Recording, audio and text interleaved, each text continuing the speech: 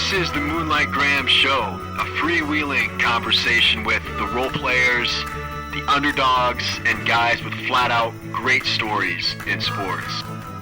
Hello and welcome back to the Moonlight Graham Show, where we celebrate the role players and the underdogs in sports. And our Moonlighter for today is a guy by the name of Gar Ryness. And you probably don't recognize that name right off the top of your head. But if I said the batting stance guy, you probably can picture exactly who I'm talking about.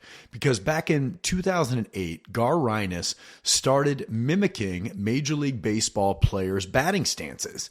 And he was so good at it, and he was able to take the little minute details that make each individual batting stance unique and make it fun, make it entertaining, make it funny. And so not only would he mimic guys like Joe Morgan's chicken wing, Kevin Youkilis, Craig Counsell, some of those famous, unique batting stances, but he developed this routine, if you will, to be able to pick out each little detail from every guy up and down the lineup, whether it was the way they entered the batting box, how they held the bat, the way that they would take a pitch, how they would trot out of the batter's box after getting a hit. And he was able to turn this into kind of a career. Like, he got on Letterman. He's got a huge social media following, and he was on, TV, like a lot of the Fox Sports North especially. He's been on those a ton over the last 10 years. And so it was really fun to get him on the podcast to, talk baseball a little bit, to talk some of the funny, unique batting stances that he's been able to mimic, and ultimately what it's like to be in a major league clubhouse, mocking almost someone's batting stance to them right in front of their face. What an experience that must be.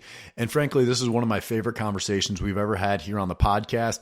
It's kind of a wide-ranging conversation because Gar is a really fun interview. So I think you guys are really going to enjoy this one.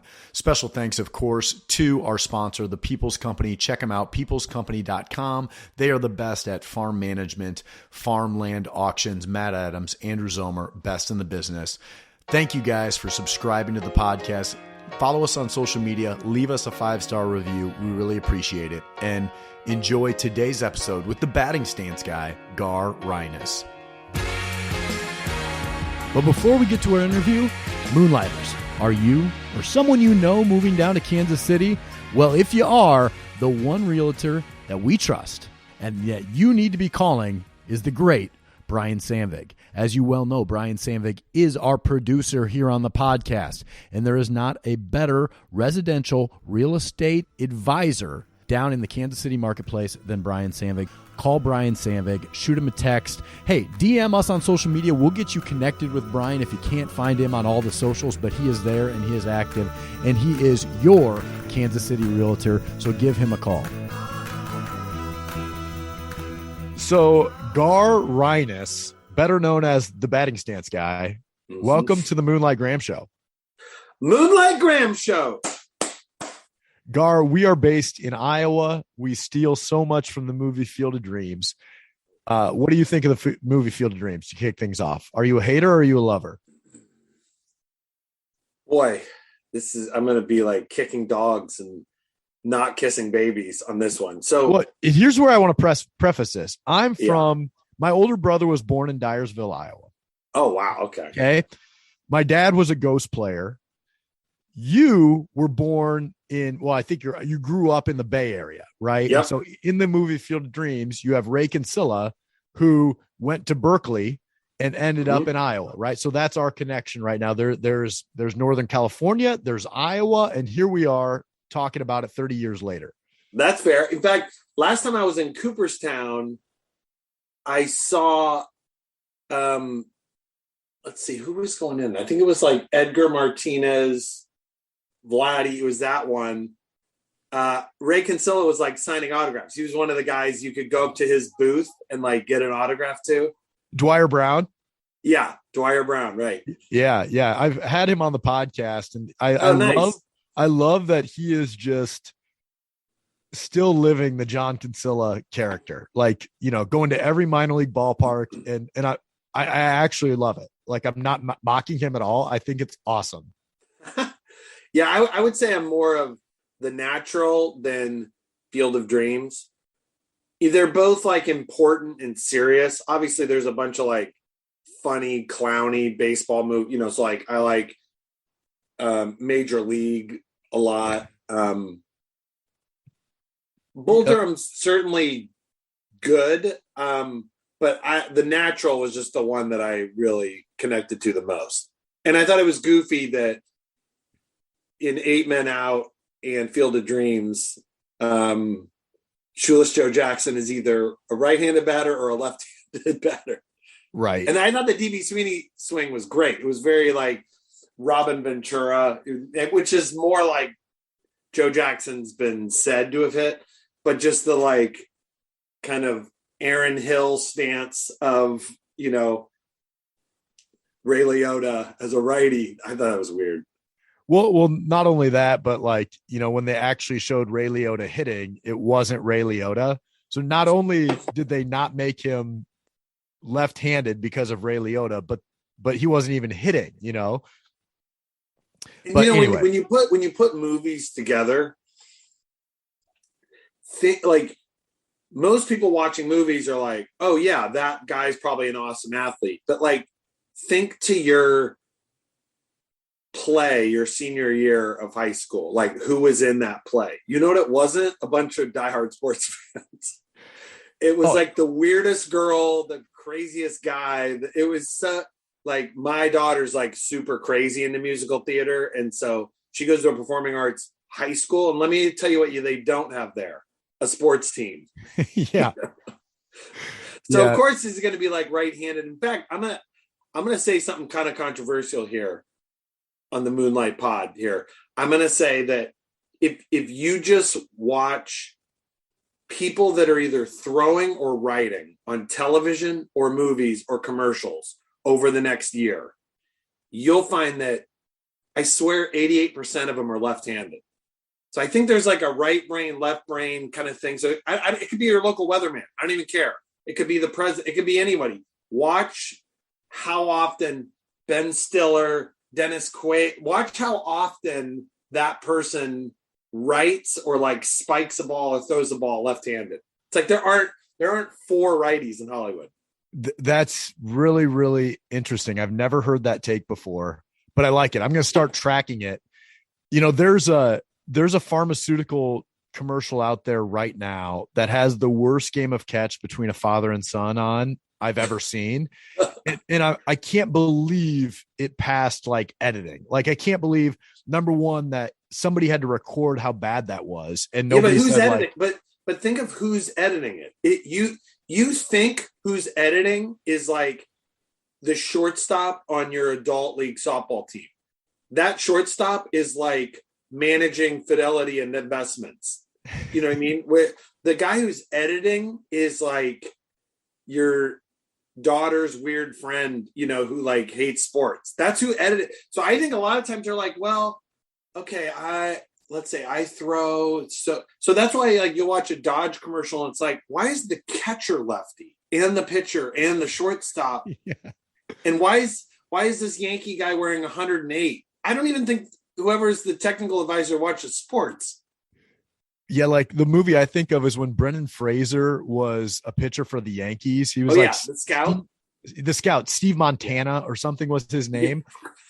And every pitch was like 120 miles an hour. And he was blowing, the catcher would literally get blown back by it was like, didn't they hire one baseball person to be like, no, I don't think that's a great idea. Watch Freddie Prinze Jr. and Summer Catch. There's never like a wide shot of him throwing because he can't throw. So it's always like on his face. Like you can't really see. That's why, honestly, Charlie Sheen in multiple movies looks so good. Great throwing.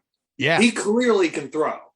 Well, same with Costner. Like Costner obviously could play. And maybe that's it. Like in Redford, I guess, in The Natural. Like, they looked athletic.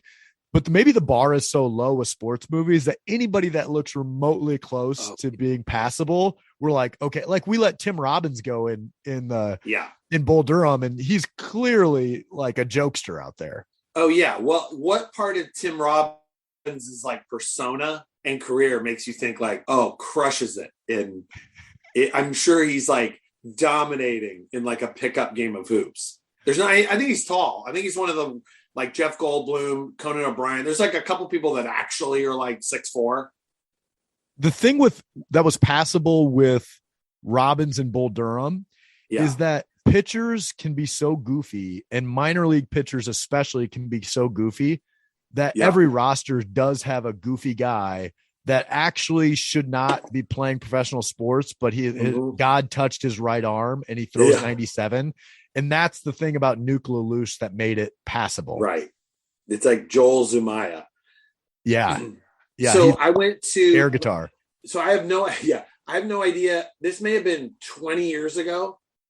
Well, maybe a little bit less, but I went to a birthday of a friend out in, I believe it was like San Bernardino. There was a Inland Empire 66ers minor league game, which I think now is a Dodgers or a Padres like minor league team.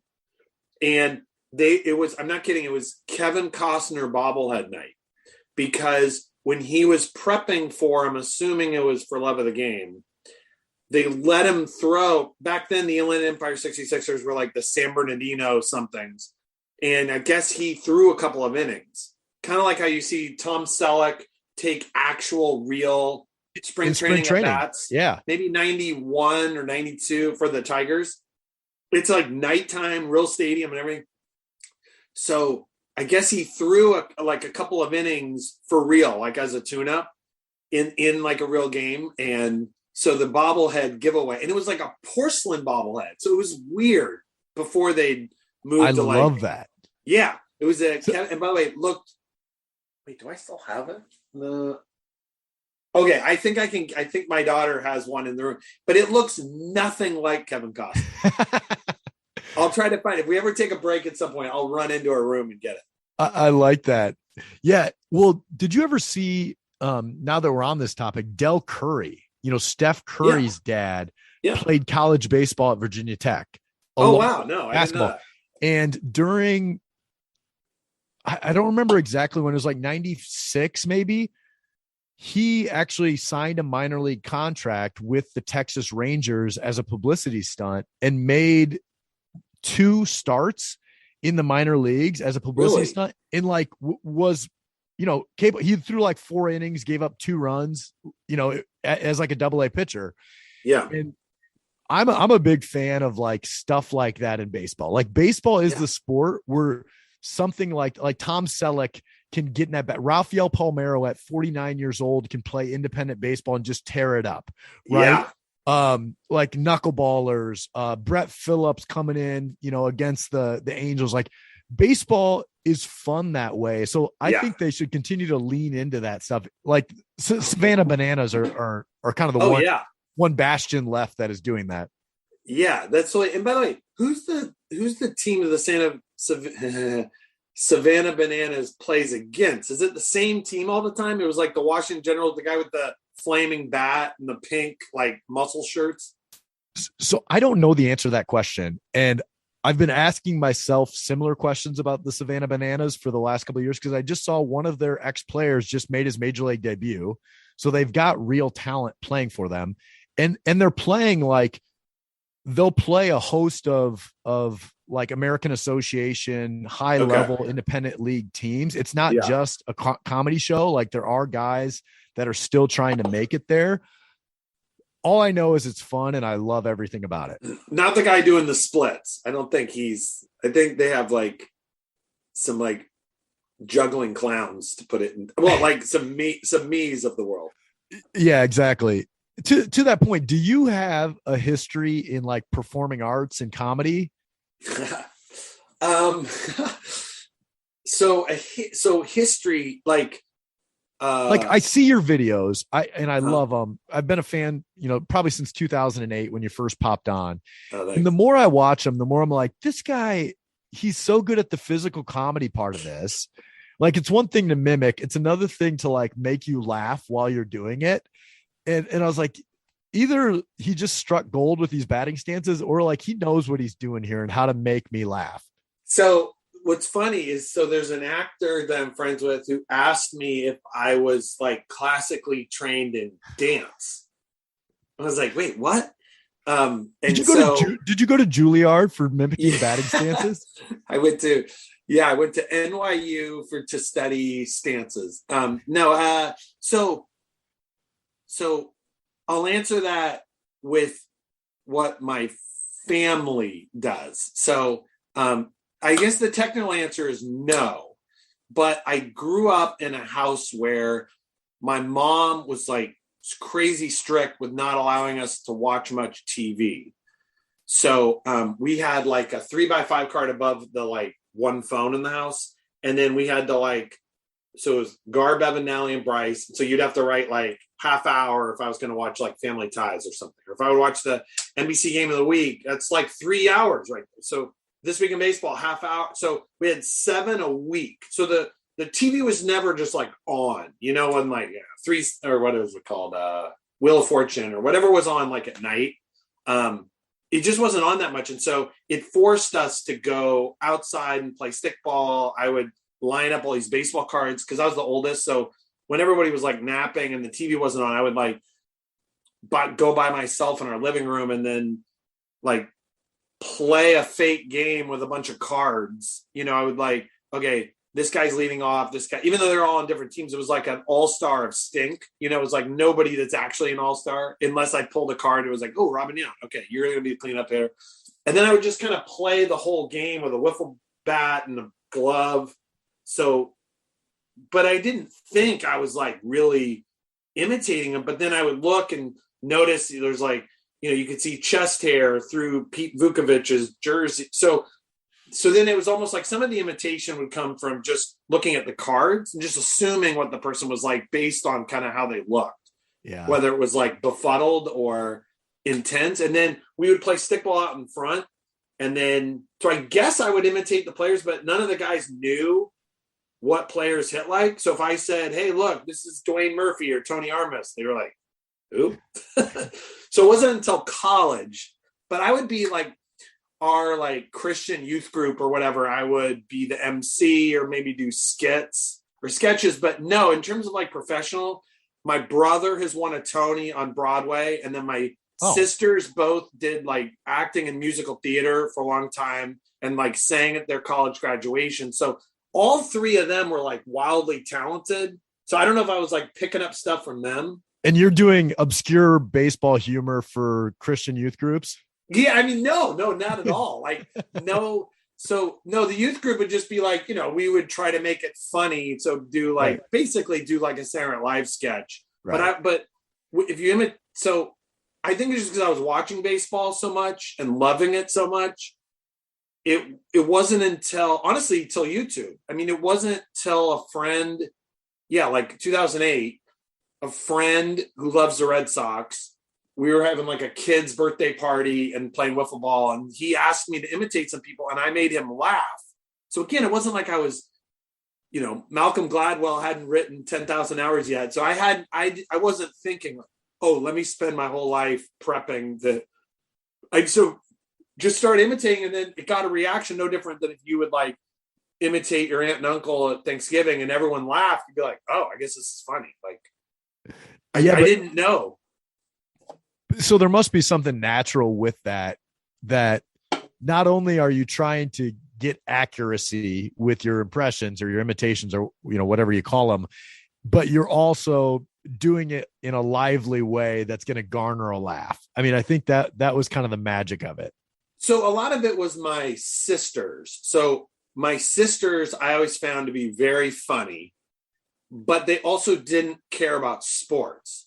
So I would notice when they would find something funny, it was different. So let's take actual players. So like Kevin Youkilis has the craziest batting stance of all time. So in theory, that should be the funniest imitation, but it's not, because just somebody doing a crazy stance, that doesn't make my sisters laugh. But what would happen is if I ratcheted up the bravado or the femininity or the run for whatever reason, like it, if I would like stick my booty way out for Ken Griffey Jr. for some reason, like girls thought that's funny. even though he's just kind of standing upright. So Euclid is crazier, but it's like, what is he doing? Whereas if I would make a weird face like Jim Tomei, like clearing out the cobwebs, like with doing the samurai before the pitch comes, they would be like, what's he doing? And then the boys are laughing because they know, oh, that is Jim Tomei.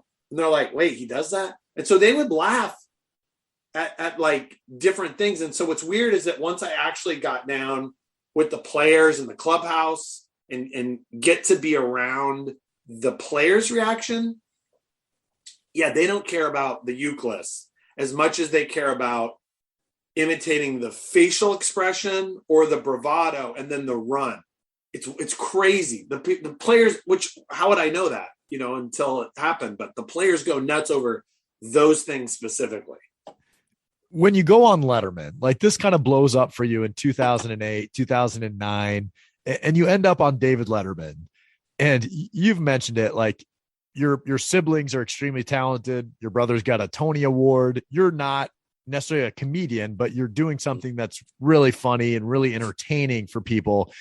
But then you go on Letterman, who's had, the best entertainers in the world, the best comedians in the world. And all of a sudden you're on that level. How intimidating was that for you to be like, man, I know I'm funny in short clips, but am I good on Letterman? Yeah. So that's so sweet. I appreciate it. It really made a difference that I was like mid-30s. So at that point, I'm like balding, mid-30s, married with kids. So all the reasons when you're like in high school and I was coming and Letterman, like all the reasons you want to go on Letterman, like what are girls going to think I'm cool or cute? Like that doesn't mean no good anymore. I don't know. I'd already kind of had a good enough life that when I went on Letterman, my main thought was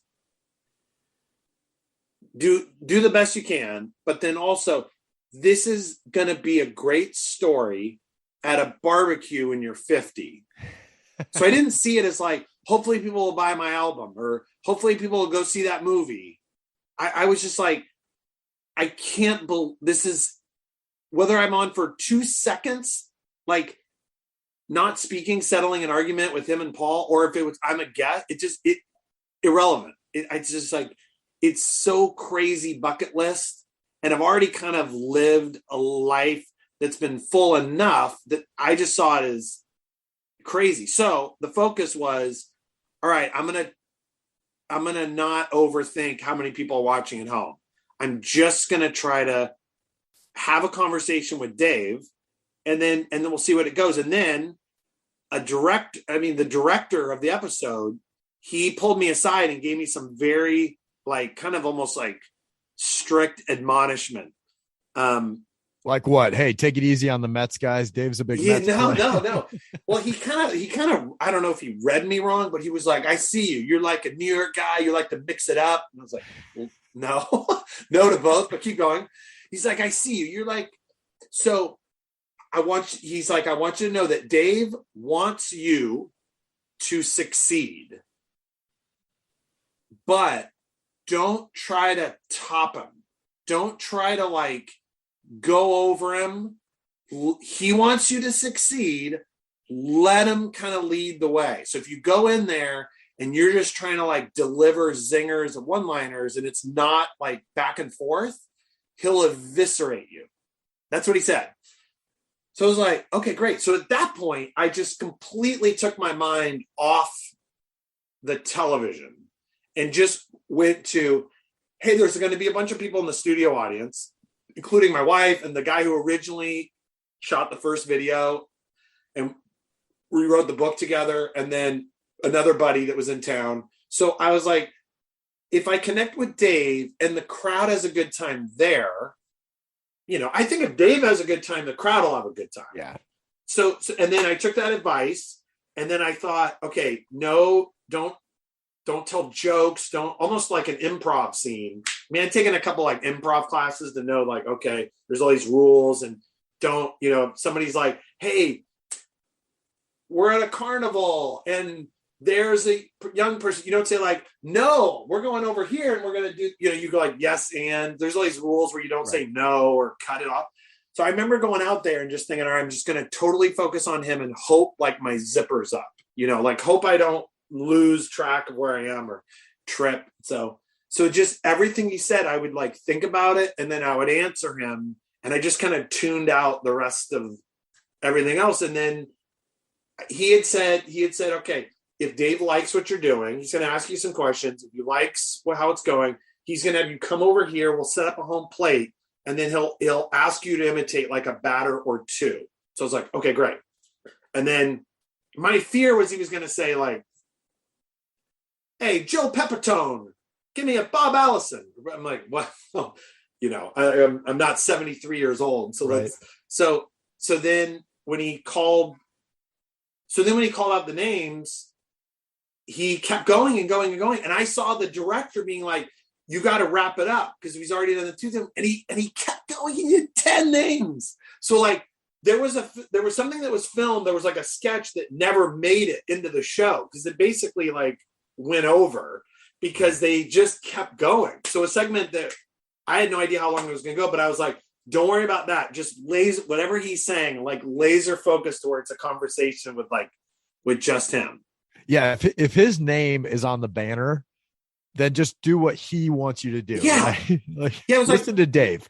Worst case scenario, if the crowd doesn't get it, but like he has a good time, I'm on Letterman. I mean, that's like, that there's no way to even, I hadn't even dreamed. It would be like hosting Saturday Night Live. You'd be like, well, what has to happen for that to happen? Because I don't see a path for that to happen. So the thing that I really admire about what you've done is everybody can have one good impression or a handful of good impressions or pick out, the Kevin Youkilis or, Craig Counsell, some of these Chuck Knobloch, some of these really distinguishable ones, but you, like what you were describing there with Letterman, he's raffling off 10 in a row and you have to go boom, boom, boom. Or when you've gone in front of teams and had to do the entire lineup in front of that team, there might be 5 guys in the order that even as a baseball guy, I'm thinking, I don't know if there's anything distinguishable about that guy. And you've had to find the little quirk, the little thing, whether it be the stance, the way they enter the box, whether it be the run. And you've really mastered that in really short order.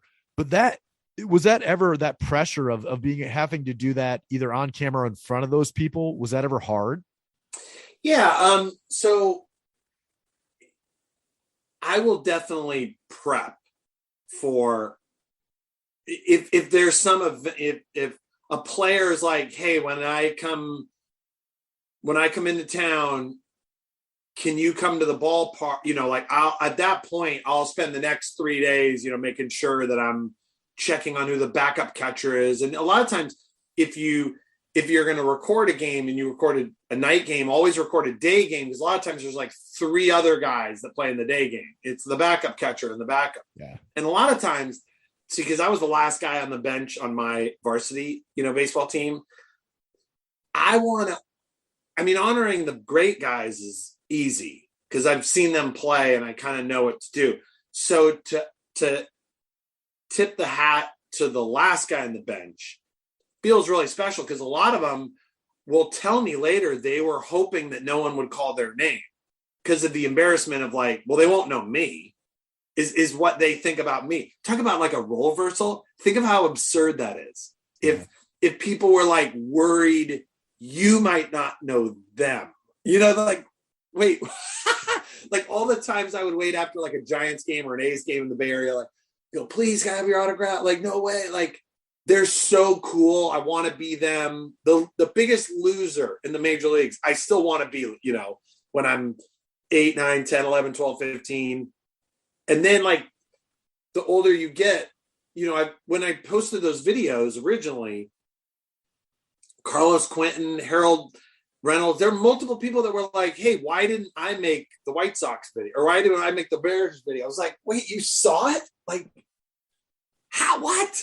So yeah, I try to prep. So like the Kansas City Royals a couple months ago had me be the entertainment at their fantasy camp. Oh, nice. And so it was like, I'm in the den of the middle, and they were like, we're going to go for 15 minutes, put you out in the middle. Well, it went for an hour and 30. And so at some point, we're like, hey, George Brett, hold on. We got to go to the next thing. So it was like all the players were calling out names. The campers were just like venomous in how excited they would be. There was like no phones because they're all like, 50 and up. So they're not like recording for their, they're just like super present. And then, so yes, before I went, I looked at the name and I was like, oh my gosh, I got to find a John Buck highlight. I got to remember what Jamie Quirk did. And a lot of times it's like, you see Jamie Quirk like throw his bat 10 times. So it's like, oh, cool. Okay. So I'm going to play up. He's got like a huge attitude. And then even luckily, like before that event, Willie Wilson walks up to me. He's like, hey man, I've seen you. I'm cool. And so we like, first of all, he's 6'3". I had no idea. And so really? Yeah. So we talked for probably like an hour over dinner before. It's Amos Otis, Willie Wilson, and me. Wow, how cool. We go over there, and Willie Wilson smokes 4 cigarettes like while we're talking. And so even as absurd as that, so when George Brett or, John Wathen, whoever calls out Alex Gordon, it's like, let's see Willie. I get up there and do the Willie Wilson. Then I step out of the box, light a cigarette, and then like put it down. And they're all like, wow. So sometimes it's something from that day, or like there's some, Josh Willingham's face is something where it's like, well, I've never noticed how strong his neck looks. So then it's like my whole imitation is like, he's like the boxed robot with like veins popping out of his neck. So sometimes it's right there. That's funny because that room, I've seen guys have to do this. Like Domingo Ayala is another guy that gets called a lot. And for sure. I actually played baseball with Domingo. Like the guy that plays Domingo is a friend of mine. And cool. I've seen him have to do that like the All-Star game or in clubhouses. And one half of me is thinking like, I've been in those rooms and I know how hard it could be to win them over right away. Oh, yeah. But once you do win them over, it is like a snowball effect a little bit. And once the laughter starts, like it builds on itself because those guys do want to laugh and they want to have a good time. But that initial laugh and how you kick it off has got to be so important. Yeah. Oh my gosh. Yeah. No. And usually, so everywhere I've gone, I've usually grabbed not the same person, like my daughters or a friend or like that friend's super into the Red Sox. I'll call someone and be like, hey, meet me at, Fort Myers tomorrow morning. Cause we're going to, try to have all my friends like get to have that one experience where they're like on the field or in the locker room. And a lot of times they're the one filming or just, so there's like another person there and they're always miffed by that part where it's like you're butt naked, with how bad it could go. Yeah. If it's not, and a lot of times I won't just like monologue. I'll go up there and then inevitably, if it's with players, always one player will kind of emerge as the MC and he'll kind of take it. So like the Yankees had me do an event just where it was just them at their dinner before opening day, Jeter's last year. And it was in Houston. And so CC Sabathia, without even like us talk, he just was like, all right, let me see. And he just like, it was like, I was the human jukebox. And usually, so it's a player. It's like Mike Cameron of the Brewers. It's Prince Fielder. It's Adam Wainwright. He like pulled everyone out for the Cardinals. So it'll be like, in a way, it'll be like Adrian Gonzalez's show. Like Derek Holland was like, you got to come into the locker room tomorrow because I want to introduce you to all. So it was like Derek Holland show. And I just happened to be like the juggling clown, And so it's great. So it's almost like his fault if the show's bad. Or like CJ Wilson had me in the Rangers. It's like, it's CJ's fault if Mike Young is not laughing or Ian Kinsler. So with this, obviously you've had a good run with this. Like, we've seen you on Fox Sports North here in Iowa, right? Like you were doing that for 2008, 2009. You're still doing it. You've got a huge social media presence and all this stuff, but you also have a real life, right? Like you're also a regular guy with a job. How often do you walk into a business meeting and somebody's like, wait a minute, are you that guy? Yeah, no, it's mostly at stadiums where somebody, like, it's actually happened more recently. I don't know if it's because like only so many people have like a salt and pepper beard, but it's happened more in the last few years than it had for a while before that. But no, very, very, very rarely. I mean, sometimes someone will hear about it through the grapevine or whatever, but no, it's kind of a fun, like, online and in stadiums, kind of thing. What's really fun is when somehow it'll come up with like my daughters and then their friends will look, and that age is like all they want is like more followers, for that. And there's no reason to have followers at like 16 or whatever, unless you're like a recording artist or something. So when they're like, have you seen May's dad? And then they'll look up and be like, what? Wait, what? Like, and it makes no sense. What do you mean? What? Like, there's like no category. Yeah, when they're introducing May to other people, they're like, May's dad has 80,000 followers on Twitter. Yeah, but it's funny because of where we live, it's like her other friends' dads have like 1 million because they're on a television show. So it's like, it's still way low, but it's still like sort of interesting. You know what I mean? Because like her friends' parents, a lot of them are like on billboards, and they'll be like, hey, why is Sloan's dad on that billboard? Because when you're like 7 or 8, you don't care what anybody's parents do. It's like, right.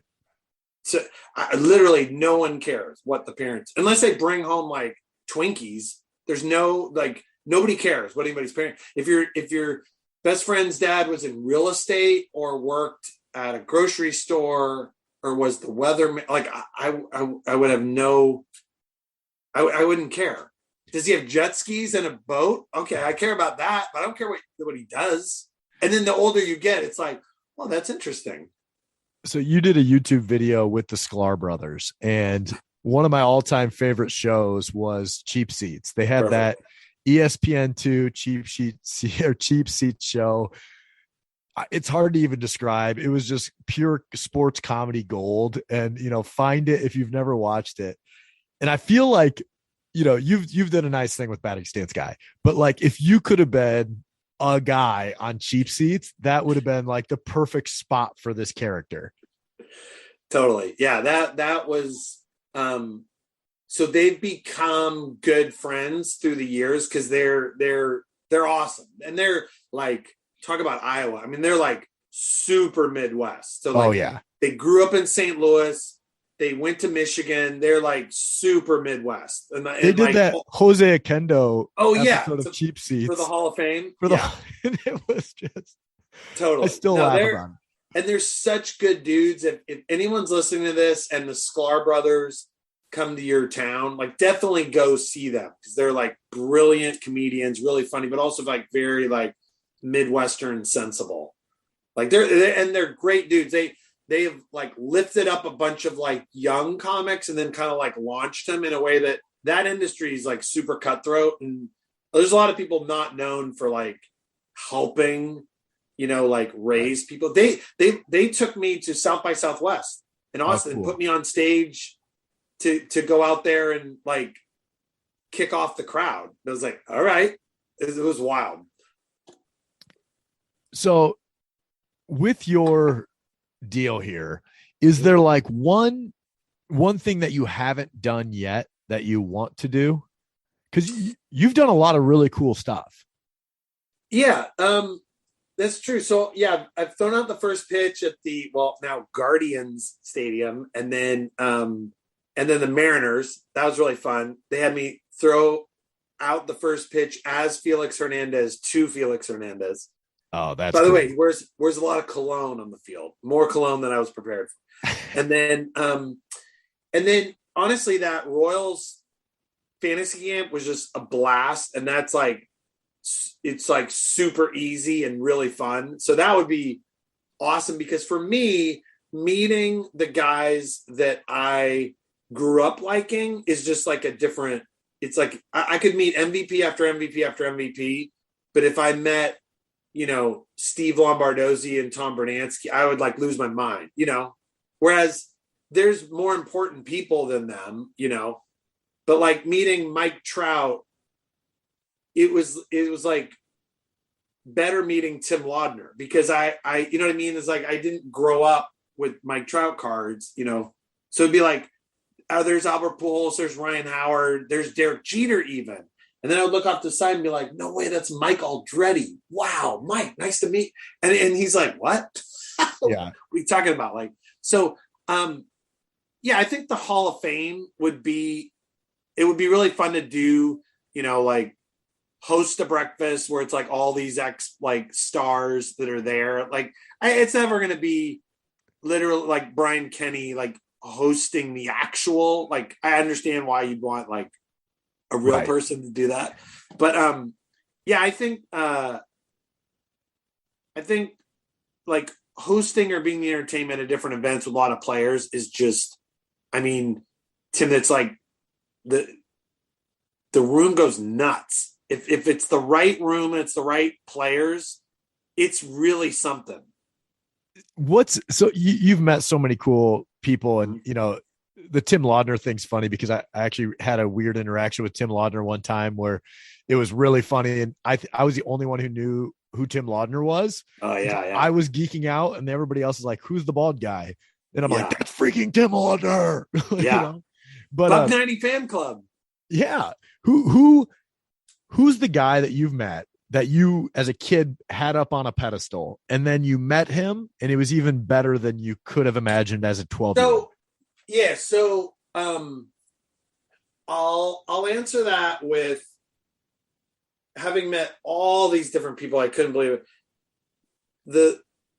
The first time I was really starstruck, and I did not see this coming, because again, like I got to meet Kent Herbeck, and we've also almost like become buddies practically, like in a way that I couldn't have imagined. Now with social media, and we ran into each other a couple of different times. He's like, he'll yell out like, "Hey, where's your bat?" And it's like, so like my daughters, they take a picture. So my mind's blown in that regard, but that's a little on the nose because it's my favorite player.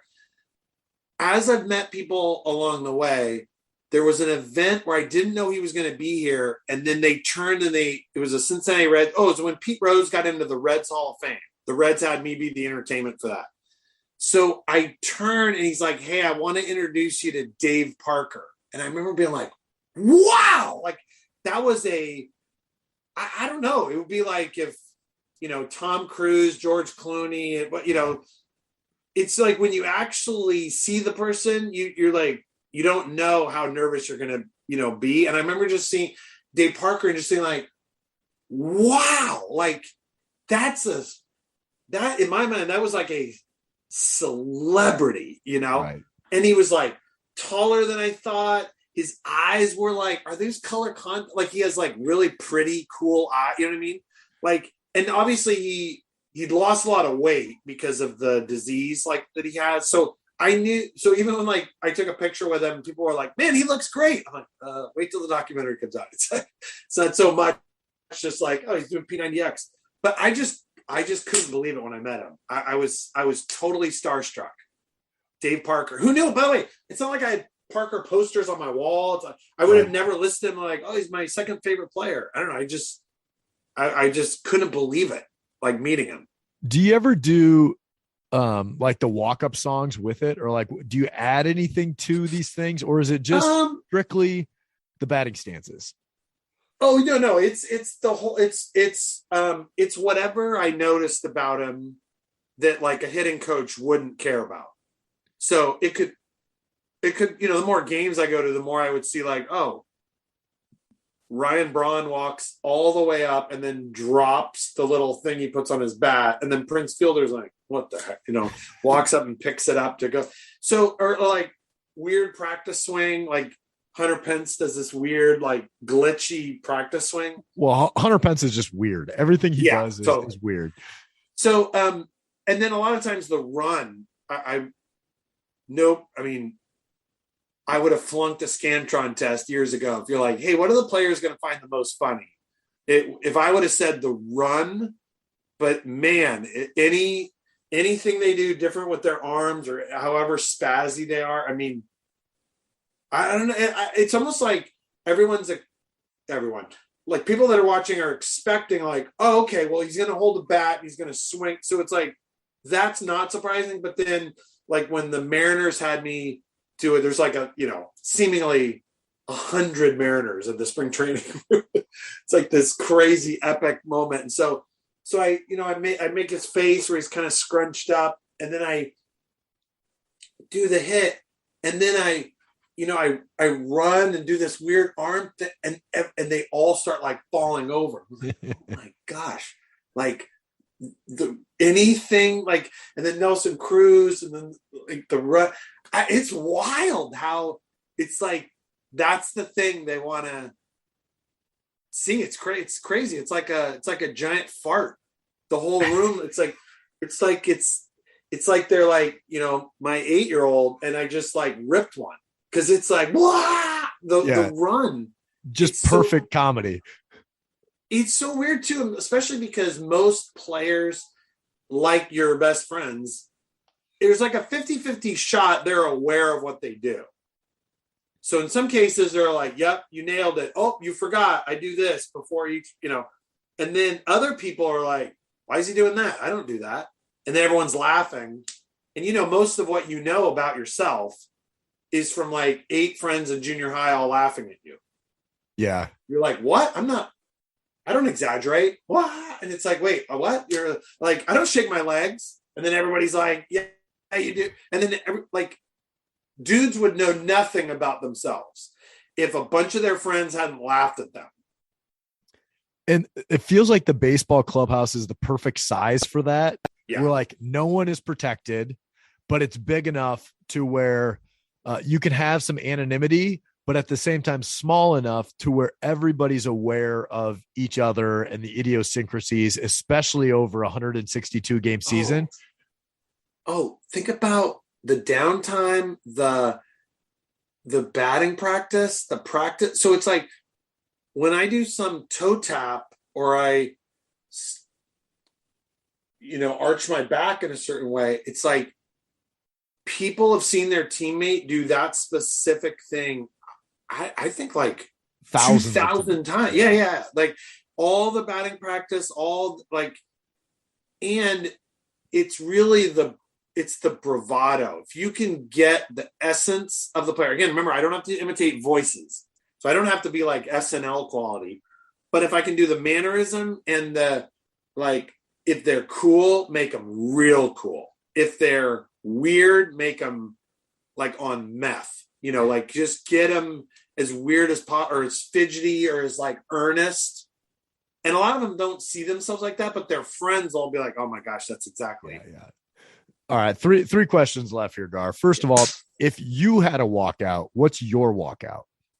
Oh, by the way, the answer to the question on the walkout is yes. Like Michael Morse and I will talk about, because he had Take on Me, and the whole stadium in Washington will all sing it. And like Josh Reddick mentioned, like Careless Whisper, like there's a couple. I've always found the jingle for Mentos to be so funny. So I think it would be Mentos would be my walk-up music. Do do do do do do do. That's great. What's the best baseball moment you've witnessed in person? Okay, best. Well, okay, the most important I think is, because I've seen a game in every stadium, current and or like I'd seen a game in every stadium and then finally caught up recently with every current stadium. Yeah. Because there's almost like 2 lists.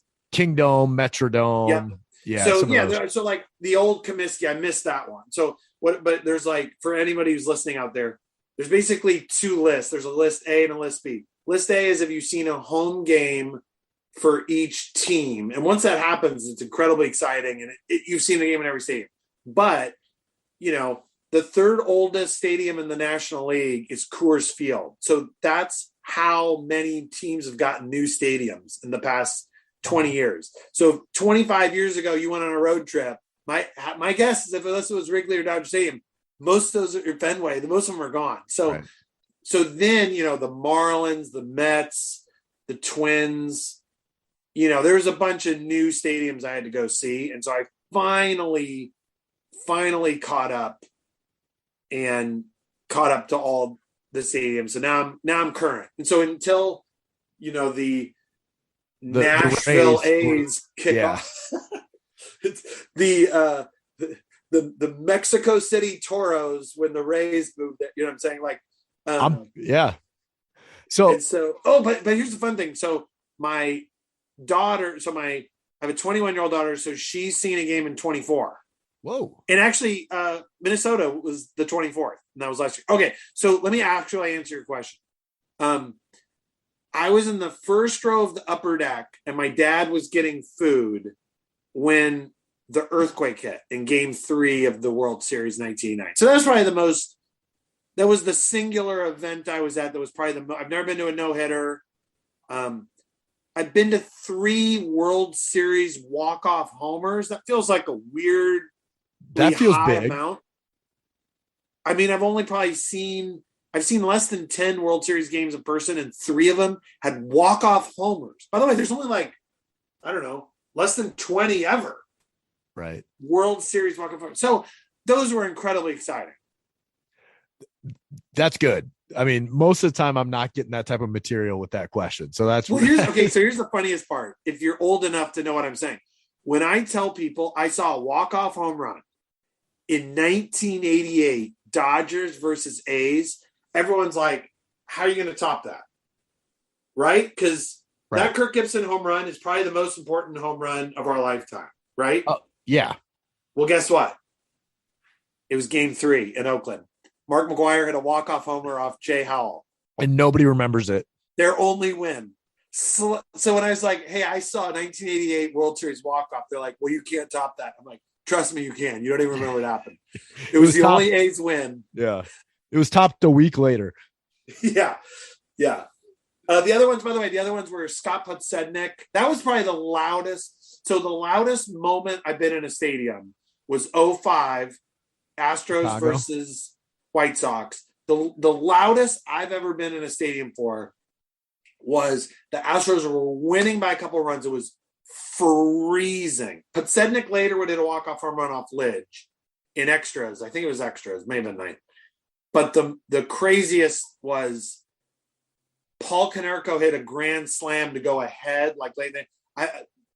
I've never been in a stadium that was loud. I mean, it was delirious in that place when he hit the grand slam. So that was a really epic moment in the World Series. And then I went to the 18-inning one. The Max Muncy hit it off Evaldi in Dodger Stadium. And again, that was the Dodgers' only win, I think, that World Series. Man, Scott Podsednik, that postseason, he was unbelievable, wasn't he? That maybe that whole season. No homers all year, and then 2 in the postseason. Yeah. Final question then, Gar. Yeah. What is the best advice you've ever received? Ooh, best advice. Oh my gosh, best advice. The joke that always comes to my head is my dad always says the best advice he ever received was take 2 and hit to right. But there's got to be something more profound than that. Okay, the best advice I ever got was when it comes to marriage, you're not looking for someone you can live with. You're looking for someone you can't live without. So picking the right person, in the pros and cons, like when there's like, I can't live without this person, like that's the only time you should propose. Not just like, I think this could work. I really like that. Now I like ending there too, because we've done a lot of pods on this show with my wife. I've brought my wife on a couple of times. Nice. Because we got twins coming, And we just always talk, so things like that really resonate with me. So I appreciate you sharing that, Gar. And this has been awesome. You've given us more time than I asked for, so I really appreciate it. Sweet. 26 years in. So yeah, pick well. That definitely makes a big difference. And if late in your life you get this opportunity to meet all the players and do imitations in clubhouses, you want somebody on your team, back it up. I like that. Well, congrats on 26 years, and thanks so much for coming on the Moonlight Graham Show. Love seeing the Byron Buxton one after the walk-off here recently. So, love everything you put out there, but especially the Twin stuff, Gar. That's awesome. Go Twins. Thanks, dude. You bet. Thank you for listening to today's episode of the Moonlight Graham Show, and it is Baby Watch here in the Flattery household, so not sure if we're going to have a Moonlight Baseball Hour episode later this week or not, because chances are the Twins might be coming this week. So stay tuned for that and keep my wife and the Twins in your prayers, if you will. We really would appreciate that. Of course, special thanks to the Moonlight Graham Show team, my brothers Andy and Neil, Tommy Griffin, who does all of our write-ups. He's the best co-host in the business as well. Brendan Gargano does all of our artwork. And of course, Brian Sandvig is our producer. And thank you, Moonlighters, for supporting the podcast and for listening. Please subscribe to our show and leave us a 5-star review. Have a great week, Moonlighters. It's Moonlight Graham, yeah. It's a pretty good program, broadcasting to the heartland. Sports stories for the everyman. It's Moonlight Graham, yeah. Please follow us on Instagram. You're loving us on Twitter too. You download every pod we do. It's Moonlight Graham.